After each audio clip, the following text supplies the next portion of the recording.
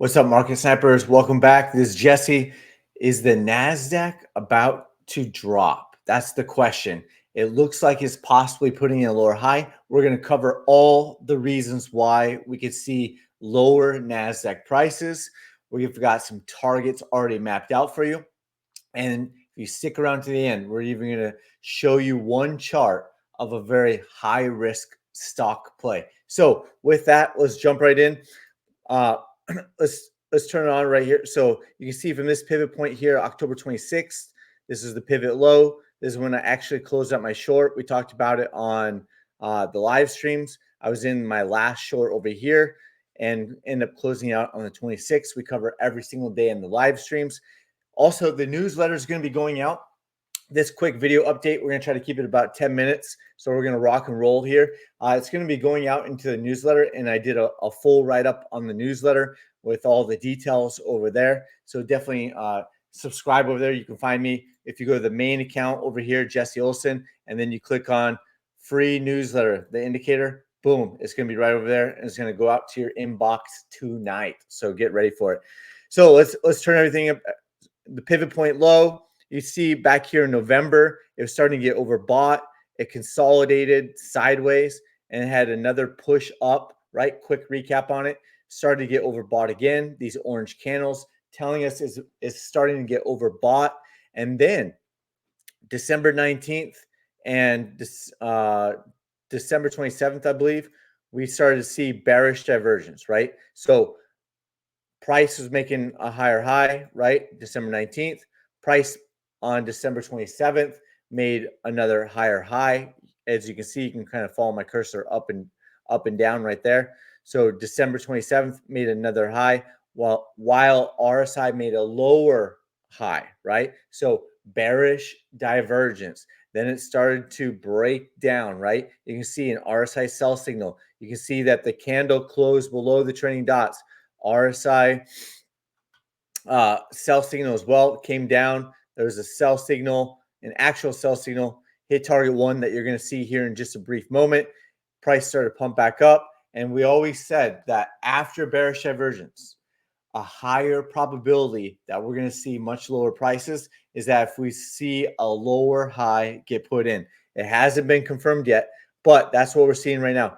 Bearish divergence, a drop down, price pushes back up. Looks like it's putting in a lower high, closed back at 16,850-ish, right? And so we'll find out if it ends up breaking down after that. Of course, there's sell signals on the lower time frames, but we're on the daily chart watching this. So if we take a look at this back here, we had these arrows back here as price was pumping up. It's still, the trend is your friend until the end. We had the green arrows going like that.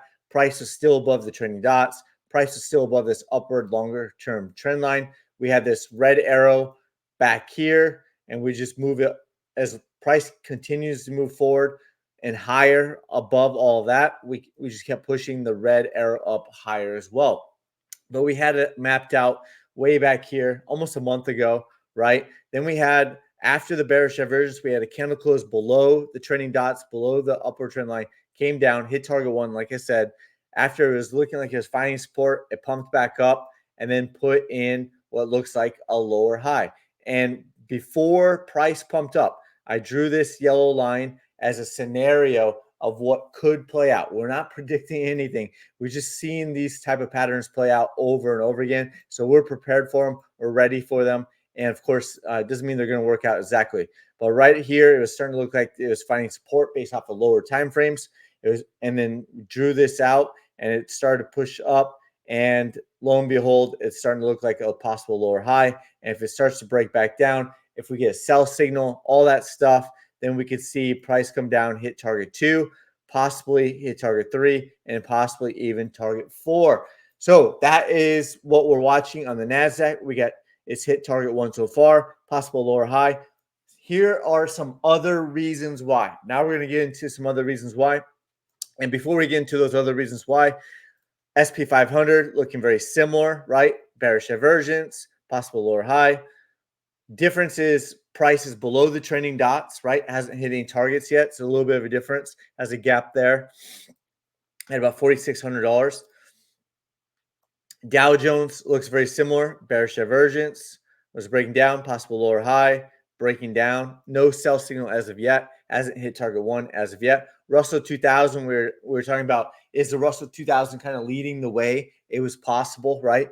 Bearish divergence, overbought, breaking down. Two targets to the downside so far. Has come back very close to the 200-week moving average. And we talked about that with silver a while back, that silver came all the way back to 200-week moving average. And it's possible that some other of these assets might come back to the 200-week moving average as well. So here are the other charts.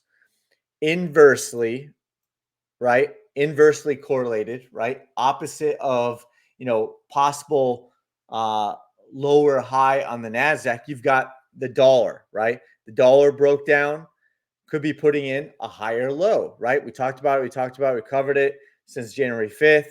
Could be a higher low. I even drew this out. The turning dots were way back here. I drew this out. It consolidated and then took off to the upside. And there's a buy signal.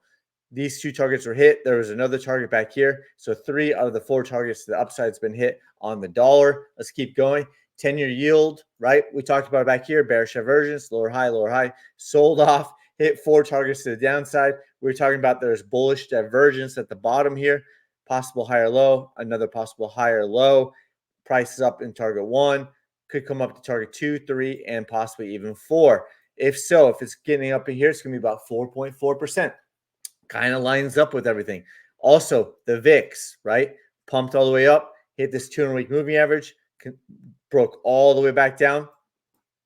We're calling out the low, possible higher low, another possible higher low, very close to even possibly a double bottom over here, maybe even double bottom, right? And then it gapped up and had a buy signal and took off to the upside. So 1 target's been hit so far on the VIX. We'll see if it hits target 2, target 3, target 4. And what if it comes up and hits the 200-week moving average again, like it did back here on October 23rd. So those are all the reasons why that also, another reason that I put in the newsletter is a MACD bearish crossover, all that stuff. So you're going to see that all in the newsletter. Those are all the reasons why the NASDAQ could have a correction, why the NASDAQ could hit some targets to the downside, and why it could be the next possible buy the dip scenario. If it's not a buy the dip scenario, then what we would do is put a red arrow right here. If it doesn't find support at target 4, then we're going to expect lower prices from there. And then I would stop saying the next possible buy the dip situation, right? So we're going to watch this very carefully. We're going to take it level by level, all these possible targets. Now, let's switch gears. We're 8 minutes in. We're going to spend 2 minutes on this, right? Not too long, maybe a minute. I don't know. We're going to go fast. This is a high risk asset, right? It's meant to take your money. It's meant for you to lose money. But we've got some of the market snipers trading it. I've traded in the past, stuff like that.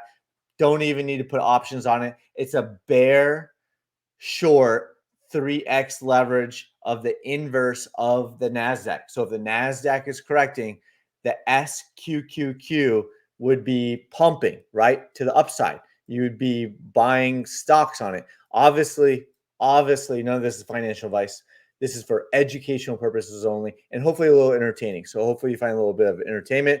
Let's switch over to the SQQQ and take a look at it, right? So very similar to the NASDAQ, but the opposite, right? So if you were to invert the charts, it would look almost just like this. You got this downtrend instead of the NASDAQ had the uptrend, right? You had a low, prices getting oversold, whereas the NASDAQ was getting overbought, right?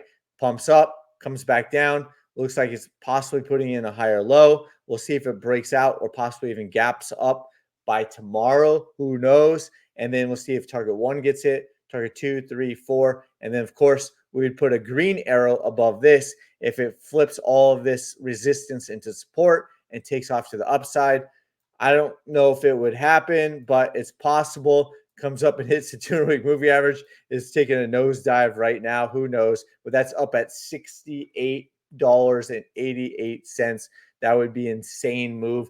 I don't think it's going to happen. With that, smash the like button, smash the subscribe button, share with your friends and family. I appreciate all of your support, and definitely go subscribe over to the newsletter over here. You can find it again on the main page over here. Just click on that, and boom, it's going to be there.